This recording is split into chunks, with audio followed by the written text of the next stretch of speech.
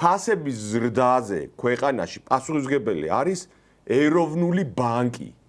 ბიზნესი კი არა, ეროვნული ბანკი. ეროვნული ბანკის მერე ყველაზე დიდი ინსტრუმენტი რა არის? ფინანსთა სამინისტრო.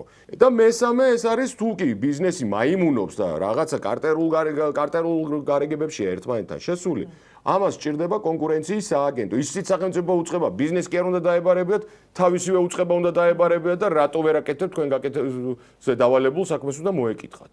ანუ ნახე, ეროვნული ბანკი საერთოდ იყო ამ პარლამენტში არ გვინახავს. სიტყვით არ გამოსულა. შენ რო ელექტროენერგიას აძვირებ, გაზს რო აძვირებ, საწვავზე რო ფასი გეზრდება, ის ყველაფერზე ზრდის ფასებს, ხო და რა ვიცი, სემეკი ჩემ დაქვემდებარებაში არ არის, ხო? ამიტომ ყველა ის ადამიანი თუ უწყება, რომელიც მნიშვნელოვანია ფასების კონტროლზე, რომ არ გაუძვირდეს ადამიანს პამიდორი მაცივარში და არ გაუძვირდეს ასევე კიტრი იქნება ეს თუ სხვა პროდუქტი, სახელმწიფო უწყებებში მუშაობს და სახელმწიფო უწყებებს წარმოადგენს.